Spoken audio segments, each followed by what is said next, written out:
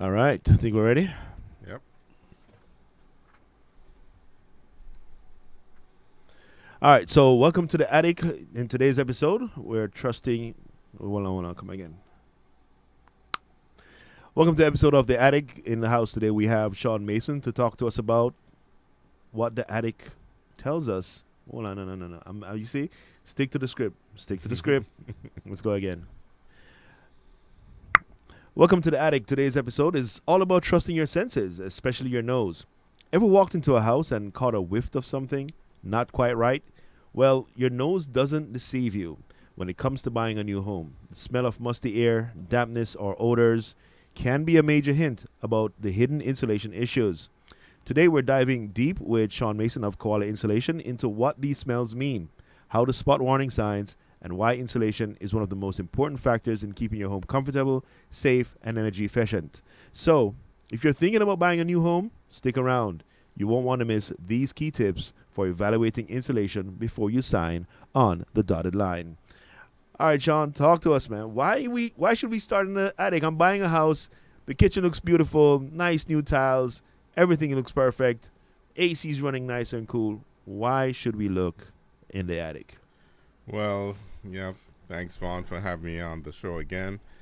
Uh, you know, our eyes are always kind of what we go with in terms of what we judge in terms of when we're buying a home, right? Mm-hmm. And people who are staging homes, know that very well, right? That's why they stage homes beautifully with nice furniture, the layout, the paint, you know, the beautification, the rugs, etc.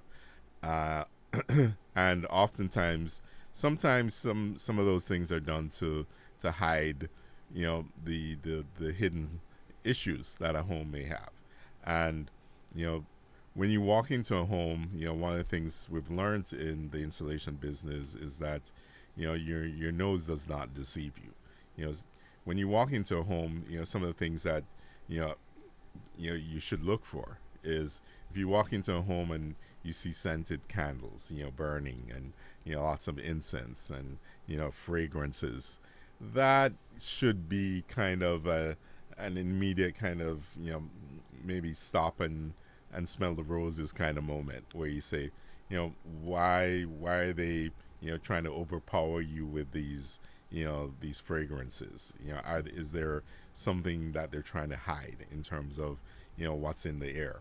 And oftentimes we see those situations as there are hidden issues that may not be present within the space itself that you're walking around, but hidden issues that may very well be above, right? And above every home is an attic, where an attic is where you know things that we don't necessarily want to see in a home are hidden purposely, right? Mm-hmm. So an attic is really created to hide things like your ductwork, right? So that the ducts that carry the air in the home, your wiring, your electrical wiring for your lights, your switches, etc.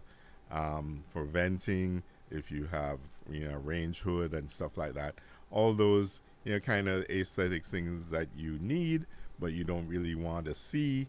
Your attic is the perfect space for that.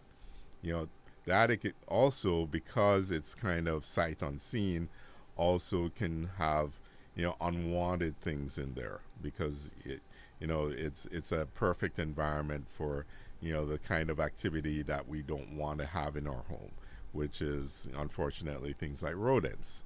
uh, you know a roof can sometimes have penetrations that get compromised, that allow rodents and other insects and other creatures from outside, whether it's lizards or possums, any kind of nocturnal creatures who are looking for nesting places to enter into an attic space.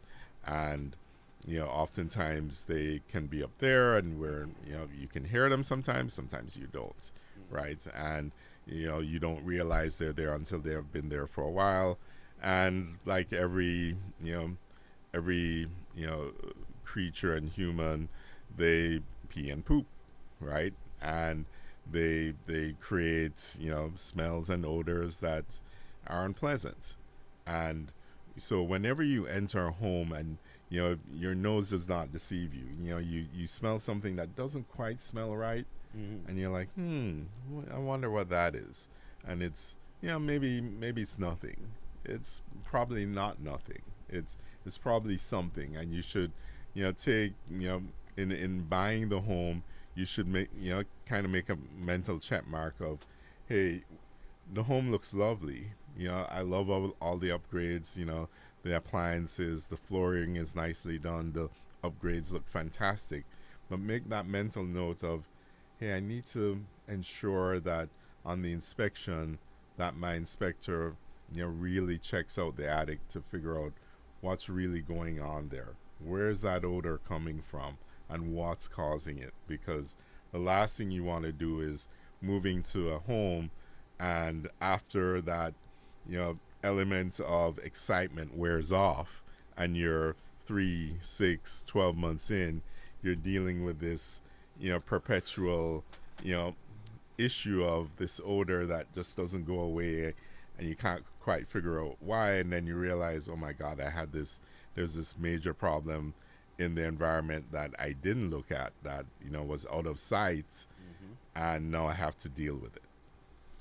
So it sounds like there's a lot going on in the attic, but you brought up something about the smells, the odors that they might be things to look for, right? Yeah. If you see candles, if you see excessive air fresheners, that might be something. Now, they're hiding something, and you mentioned something about possums and rodents and so forth. So, what should we be looking for specifically in the attic during that inspection? So, kind of one of the things that you kind of want to look for is you want to, you can have issues with, certainly with rodents. If you're looking for rodent activity, you want to look for what we call rodent droppings. So, effectively pee and poop, right? It can be, if it's a small rodent, it's going to be pellet-sized, droppings. You will see stains on the insulation, urine stains on the insulation, just like you would, on, let's say, a mattress. If somebody were to pee on a mattress, that's the kind of stuff you're going to see on your insulation, on the surface of the insulation. You're definitely, as you put your head in the attic, it will hit you, right? If the rodent activity is significant, as you enter the attic space, you will smell it, right? You'll definitely get that odor of, hey, this is not kind of a normal, kind of environment. You'll definitely smell the odor of, waste. That's the best way to put it. So you'll definitely see rodent droppings. You will smell, rodent activity, and God forbid, you may even see some eyes looking back at you, right? You shine a flashlight. You don't have to go too far. You shine a flashlight in. I don't expect you to be walking around in your attic, but just by going to the hatch, because they usually will come around by the hatch around, if especially if you have your AC handler in your attic, they will come around near the AC handler, because the It's AC warm. handler not only warm, but the AC handler will generate some level of condensation in an attic. So it generates some moisture.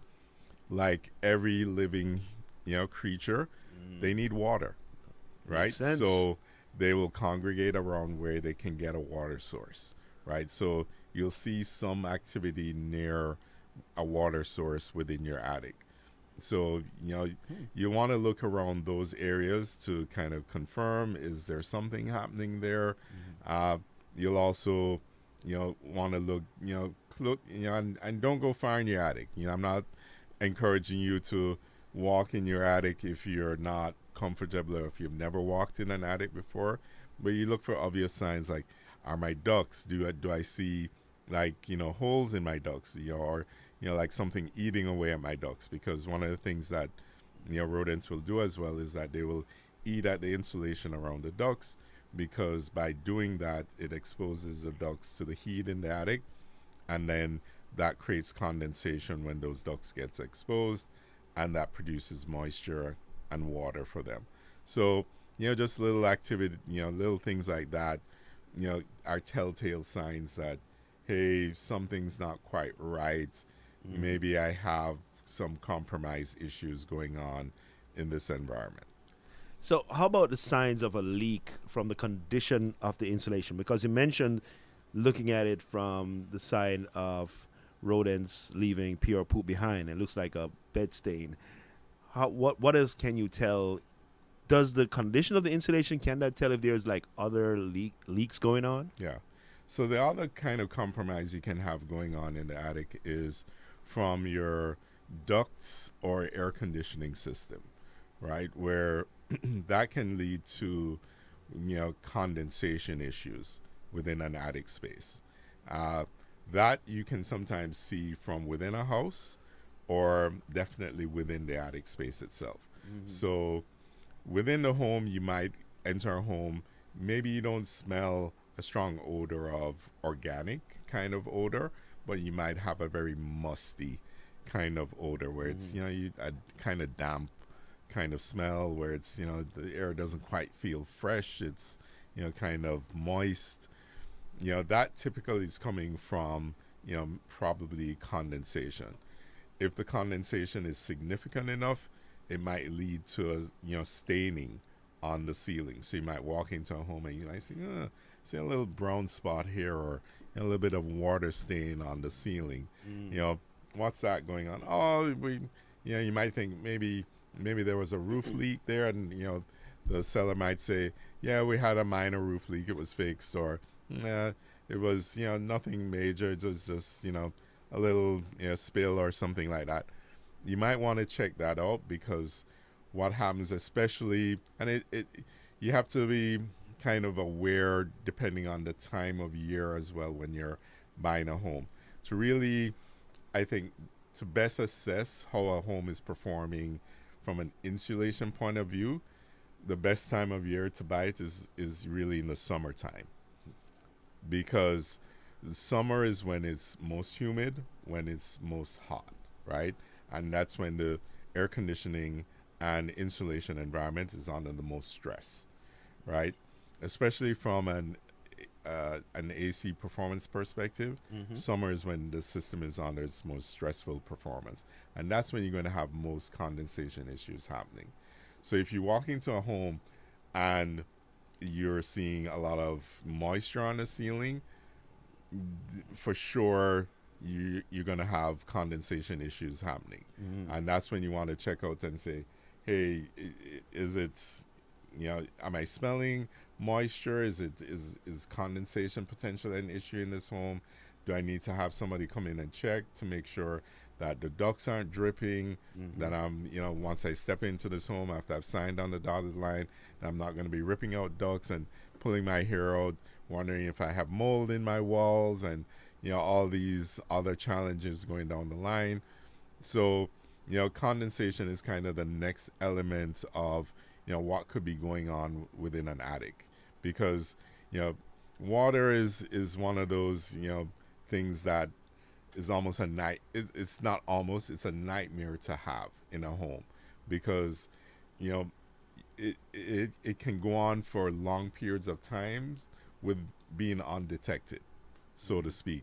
And by the time you detect it, it can cost you a lot of money, right? It could go on for years where it's unnoticeable, and then one day you wake up and you realize, oh, the back of my cabinets are full of mold, and then you're wondering what the hell happened. Or rotted out. Yeah. And then you realize, oh my gosh, now I have to tear down all these walls, I have to remove all my cabinetry, and then only to realize the source of the problem is you have leaky ducts in your attic that have been leaking for months and months and months or years. And not only do you have to redo your whole kitchen and your drywalls, now you have to redo your entire ducts and air conditioning and insulation.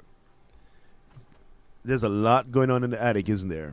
Absolutely. So I'm a homeowner, prospective homeowner. I'm not a contractor. I'm not an inspector. But what are some of the things I could do on my own to find out what's happening in my attic? So I think some simple things, some simple steps you can take. Um, One of the simplest things you can do are, things you can do is arm yourselves with some simple tools. Um, you can go into your local, home improvement store and pick these up for, I'd say, under $100 combined. You can get what we call an infrared thermometer gun, right? Which basically, tests your air conditioning system. Um, your one of the keys, so there, your home performance in terms of comfort basically is comprised of three things, right? It's your air conditioner, your ducts, and your insulation. The three have to work in harmony in order for the home to perform at its best. Starting with your air conditioner, your your intake, so on the air conditioner side, which is basically the air coming into the handler and then the air coming out of the ducts, there should be a 20-degree differential. So you just walk up to wherever the filter on your air conditioner is. So that filter that you're supposed to change every month, you you hit that filter with the infrared gun. Mm-hmm. You make note of the temperature. On that, you go to the duct that's or the The outlets vent. that's closest to that handler. Yeah. You make a note of what that is. There should be about a 20-degree differential. So let's say the air coming in is about 70 degrees, into the handler. Then the air coming out at that duct should be, what's that, about 50. 50 degrees, 55. Okay. Then you can be reasonably confident that your air conditioning system is performing okay, Mm-hmm. right? In a prospective home that you're going to be buying. So of course the seller or the agent is going to tell you, oh, this is they changed the unit about 2 years ago. You're getting a home with a brand new unit. You can assess for yourself, okay, is this unit performing the way it should? Right. Right? Mm-hmm. Just by doing that simple test for yourself before you even call in, an inspector, right? So at least you have, rudimentary assessment of the performance of the air conditioning system. Mm-hmm. Then next you just equip yourself with a simple meter which measures, humidity Mm-hmm. or moisture meter, right? Where it simply is it doesn't have. There are two types. There are ones that have pins that you can stick into a wall. I'd advise not getting those because, especially if you're buying a home, you don't want to be, potentially damaging anybody's walls. So the ones that are contactless, where they're basically you can just put them, touch them against the wall. It tells you, what level of moisture is within a wall. Mm-hmm. You can essentially just, touch those against, certain areas. So I'd encourage you to check areas like, in bathrooms, in kitchens, you know, around the AC handler. Just, spot check certain areas just to make sure that your walls are nice and dry. Mm. You know, and here, now and again, wherever you can reach it, you don't have to do anything ridiculous. You check a ceiling here or there, just to make sure that none of the ceilings or any ceilings that you think you might see a water stain, that might be a sign. You say, hey, let me see if I can just check out this ceiling just to give myself a little comfort that there's no surprises there. You check it with a moisture meter. Once it's under 10%, you should be good. Oh yeah, it's nice and dry. That will give you an indication of, hey, did this house have any moisture issues here? Was there a roof leak? Was there any kind of condensation issue? So that you can, kind of get some insights for yourself, what's happening with this home. So, those are just some common tools that you can kind of just pick up as part of your home shopping kind of venture to kind of arm yourself as you go out and, look at homes so that you can, do some assessments for yourself. And of course, because it's dark in the attic, you need a flashlight and a way to get up there.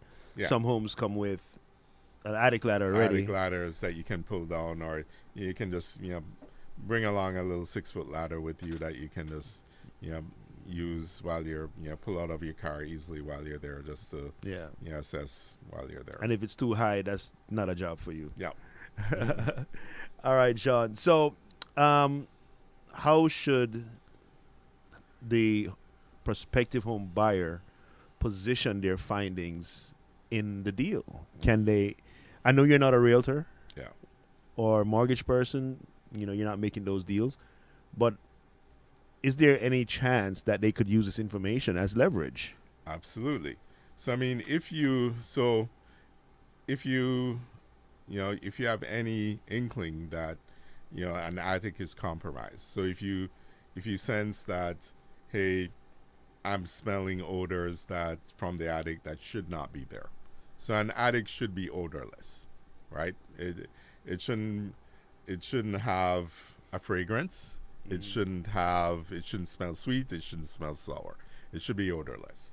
So if you have any inkling that it has an odor that and at all, then that gives you pause. That should give you pause.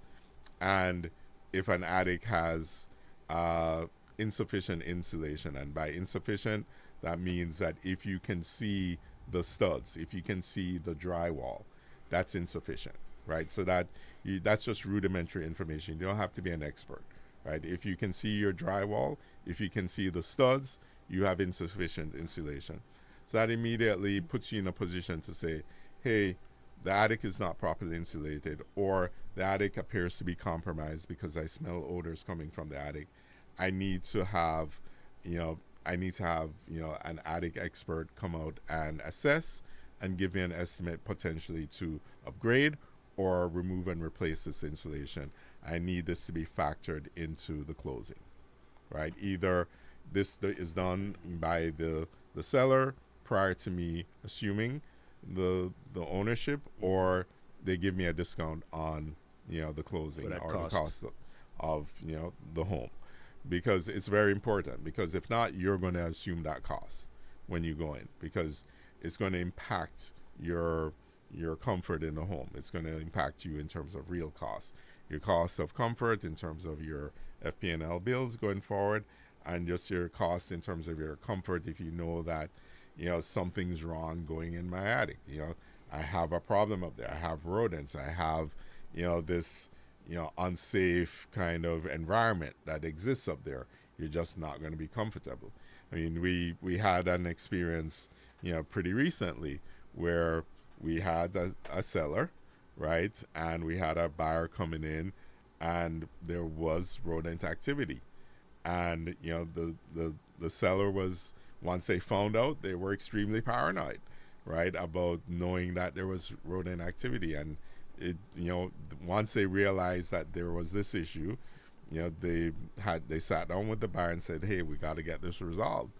And the buyer stepped up to the plate, and the seller stepped up to the plate and said, okay, we'll get it done. They removed the insulation and replaced it with brand new insulation.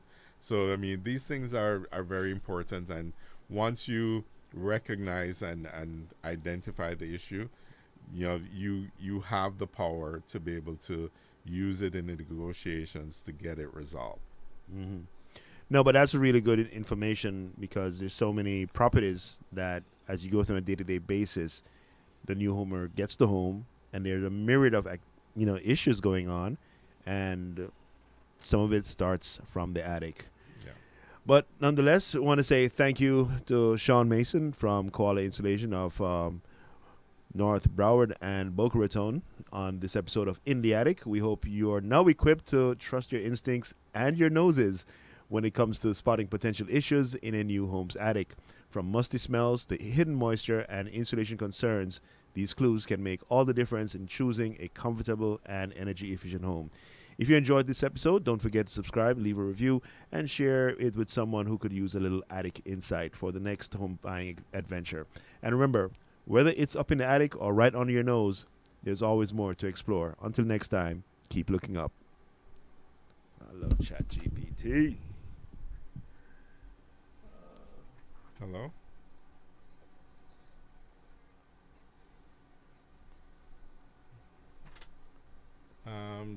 I think that